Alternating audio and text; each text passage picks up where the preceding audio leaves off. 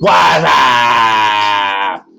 It's the next episode of the next show with your boy Deli Del, Delicio Jones, D Hammer. Oh yeah, getting some new ones all the time. So yeah, on this episode, I'm gonna recap my NFL Week 3 picks. Looks like I went 11 of 15 this week, so not bad, not great, but yeah, I'm gonna talk about the fumbles that I had with my picks this week.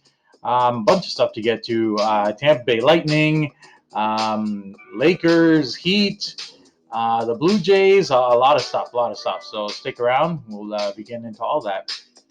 So, first thing I want to get to here is my NFL Week 3 picks recap. So, again, I'm not going to go over the picks that I did make correct, but I will go over the ones that I fudged on, and by process of elimination, you guys can figure out which ones that I picked correctly. So, the first fudge up was I picked the Rams on the road to defeat the Bills, and that ended up being a score of 35-32 for the Bills. I think they won on a late field goal, I believe it was, but set up by Josh Allen. So I got to give Bills props. I was writing them off in this game because I thought the Rams were already a proven playoff team, and they're just a few years removed from a Super Bowl trip. But the Bills handled their business at home, and they looked very impressive doing so. And like I said in my NFL preview show, it's the AFC East is the Bills' division to lose. So they certainly proved that they are capable of winning it and that they can keep pace with wins that the Patriots are going to get. So let's see the next one that I fudged on. Oh yeah, so Panthers at Chargers. Um, I called the Chargers at home because they were at home, and they did some good things against Kansas City Chiefs as far as the pass rush and everything. So Carolina didn't really have much going for them this year, but it was a close one, 21-16. Could have gone either way, really. But in the end, it was the Panthers that pulled that one out. Next fudge is Detroit Lions winning by a field goal against the Cardinals on the road. So I thought, that the Cardinals would have a distinct advantage given, with Kyler Murray's progression, and they were at home, yada yada. But I mean, they lost by a field goal again. That one could have gone either way. But Lions were the ones that came out on top. Let me see here. Anything else? No. Looks like everything else went according to plan. Now, the Monday Nighter. Let me see if I mentioned. Let me just go back here. So, let's see. The Bills won, and I picked the Rams. The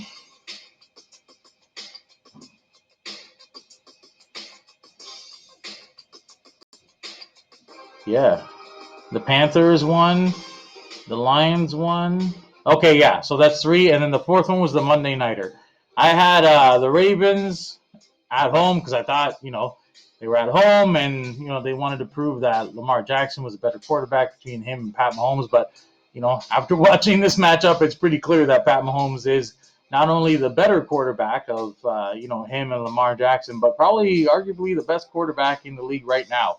And it's going to continue to be that way for many years to come. So if you're a Kansas City Chiefs fan, it's a very exciting time right now because Patrick Mahomes is going to lead this team to the promised land for many, many, many years to come. So maybe I shouldn't have doubted Pat Mahomes' greatness, just like I did Rodgers in Week 1. So and I've stuck with him ever since then, and it's paid off. So I don't know who the Chiefs' next opponent is, but I'm sure they're probably going to win that game. So definitely, they seem to be a lock every week to win. So good on the Chiefs, and I'll definitely be betting for them in the next coming week for sure, no matter who the opponent is. So, yeah. So stay tuned for my week 3, or excuse me, my week 4 NFL picks episode that's coming up. It'll probably be the episode after this one. So stay tuned for that.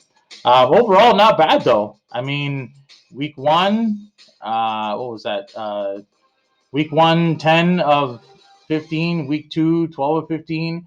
Week 3, 11 of 15. So Not too shabby at all. I'm hitting on at least 10 out of 15 picks. That's pretty dang good. That's a nice foundation to start from for sure. So yeah, and something else happened on Monday night. Speaking of the Chiefs and Ravens, it was also the much anticipated clinching game for the Tampa Bay Lightning, and they beat the Dallas Stars 2-0. They win the series 4-2, and they capture what is the franchise's second Stanley Cup, I believe. And I guess they are the first and only expansion team of the 1990s to have multiple Stanley Cup championships. So good on Tampa Bay. We'll see if they can do it again. Steve Eiserman and the new GM, Breeze Bar, whatever his name is, they both did a great job of laying down the foundation, getting a bunch of superstars. Like, this is the thing.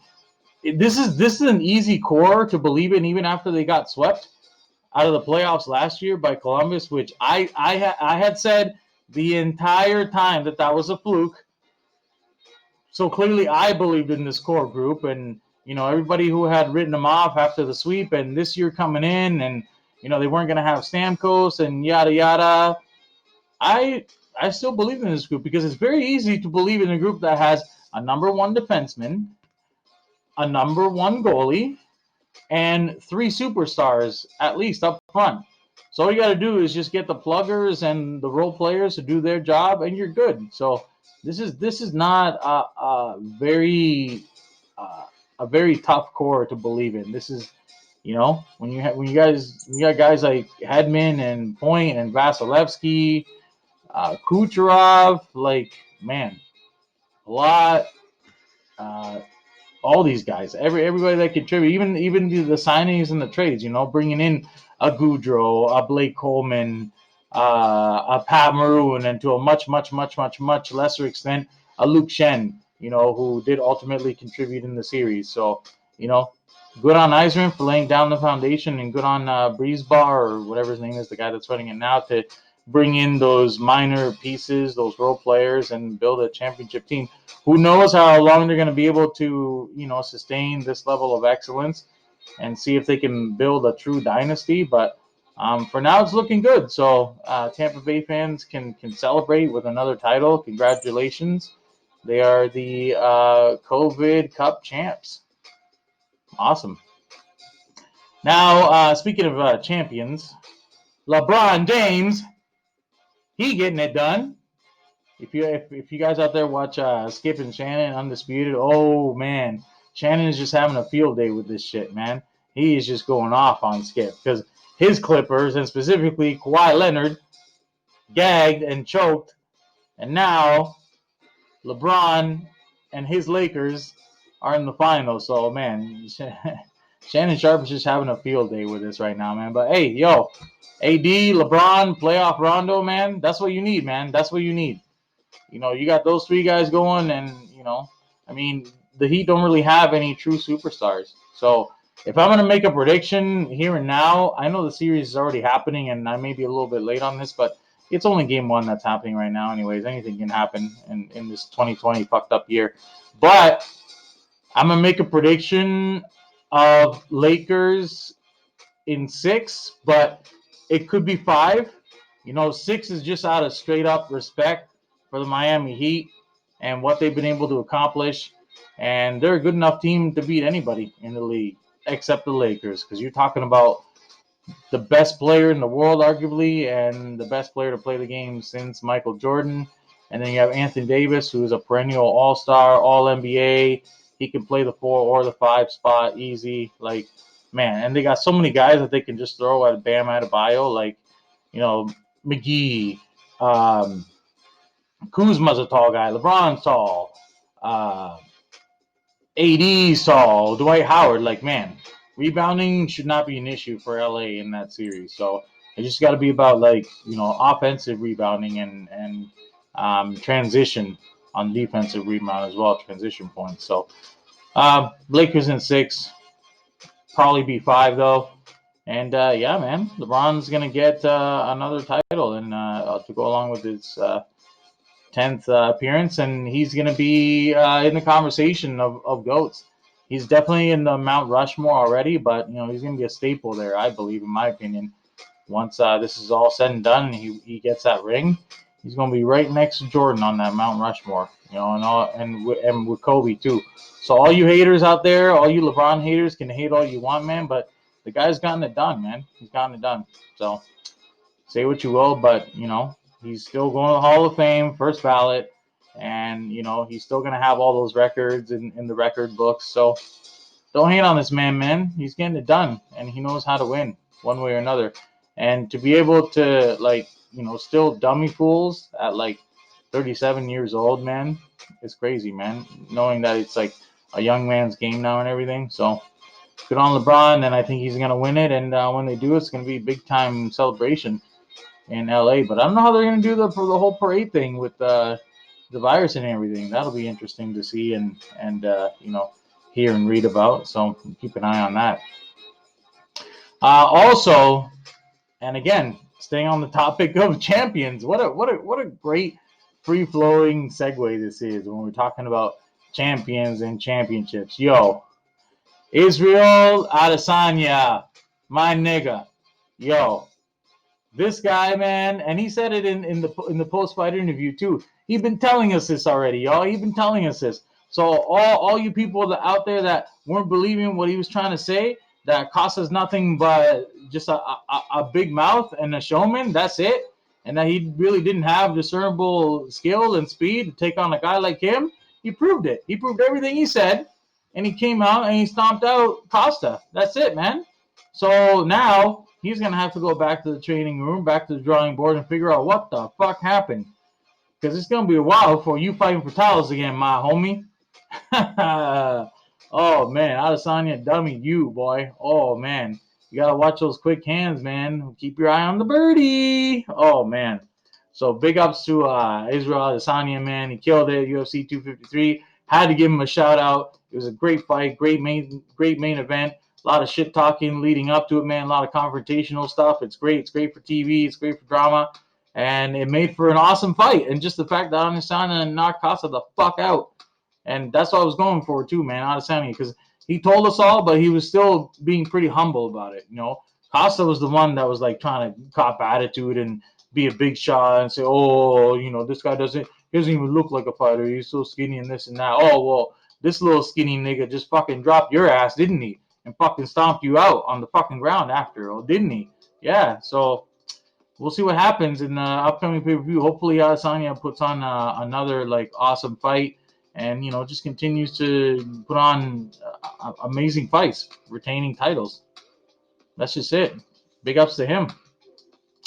Let's see. Oh yeah, it's crazy that we've been talking about champions and championships, and now I have to lead in with this after talking about championships and champions, and that is to say, happy trails, the Toronto Blue Jays.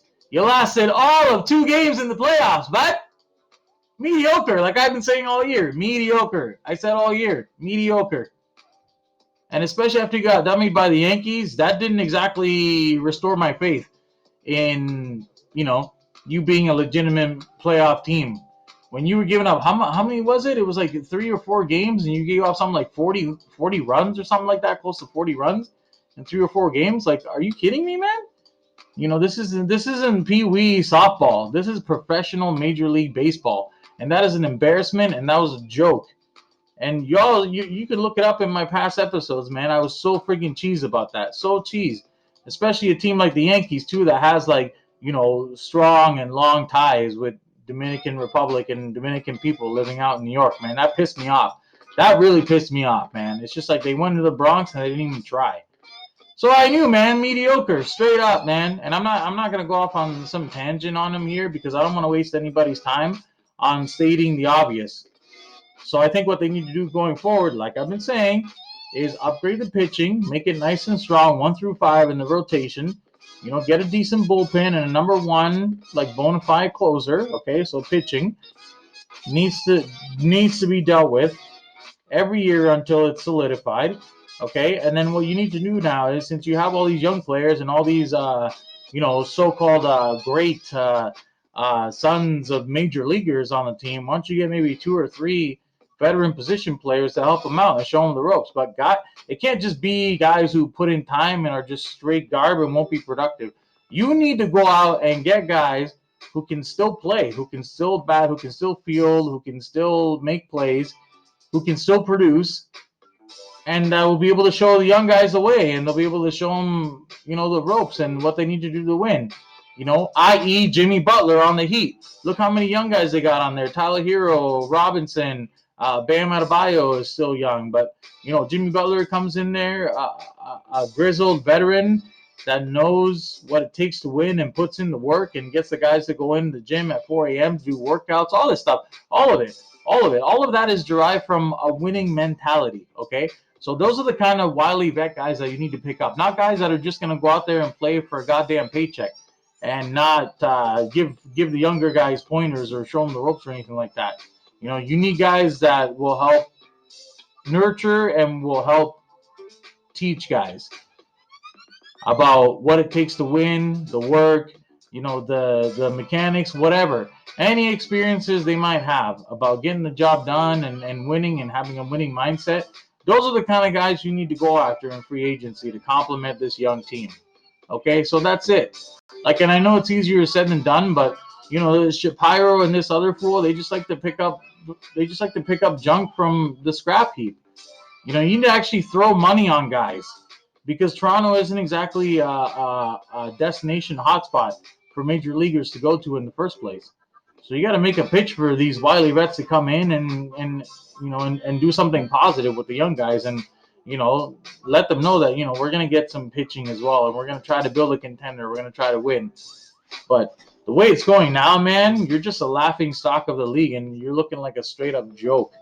So I don't know. I don't have much faith in this team going forward unless they do something major in free agency or via trade. But who knows? I mean, we're not going to have another COVID-shortened season again. So who knows if they'll even make the playoffs again with this roster? I don't know. I don't know that they will. These guys are still going to need a few more years of grooming to actually have successful impact in the postseason for this team. So that's all I got to say about that, man. Mediocre. And while I'm on the subject of mediocre, let's talk about the New York Football Jets for a hot minute. And as a loyal New York Football Jets fan, what happened this past weekend was just simply disgusting. And not just the scoreline, the fact that Adam Gase still has a job. That is very disgusting to me. I don't know how he hasn't been fired yet. I've been calling for his ass to be fired after week goddamn 2 when they got freaking embarrassed by the 49ers and half the team was hurt. Like, what the fuck is that? Like, Adam Gase is the worst coach I've ever seen as far as having guys prepared, having guys motivated, having guys be smart positionally. Like, I don't know what's wrong with this guy, man. Like, I said it before and I'll say it again, man. Stephen A. called him out on this. He high as fuck. He's high. And I don't know why. Because it's a big responsibility to be the head coach of a professional football team in the NFL. So I don't know what the fuck you're doing, bud, but clearly it's not focusing on the team and getting them prepared and teaching them the right way. I mean, wow, man. This season has just gotten off to such a brutal fucking start that, like, I don't know, man. It makes me want to like boycott the team, but I'm not that type of guy, man. I'm not some like wagon jumper, and I'm not a guy that bashes or hates on his team when they're doing bad. So, we're gonna ride this out, see what happens. We still have some decent pieces. We have Sam Darnold we can build around, but this fucking Adam Gase goof has to fucking go, man. Like right now, like don't even wait till after week 4 or 5 to fire his ass. Just get rid of him now, man. Like the fans in New York are getting pissed. He did fuck all in Miami, and that's why his ass got canned.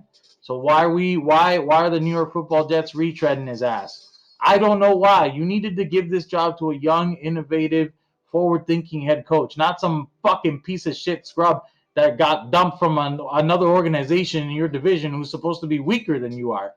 Like, what the fuck? I don't know who's making the decisions over there in New York, but man, like that is bad. This is looking bad on you, man. Wow. Okay, guys, so time is running low. It's a shame that I have to end the show on that note, but stay tuned for the next episode with my NFL Week 4 picks. As always, I want to give a shout out to my wifey, Boo Kirsten. The show would not be possible without you. And my little baby girl, the apple of my eye, my precious Sophia. Daddy loves you so much. I hope you're watching this, and I hope you guys watch the next episode of the next show.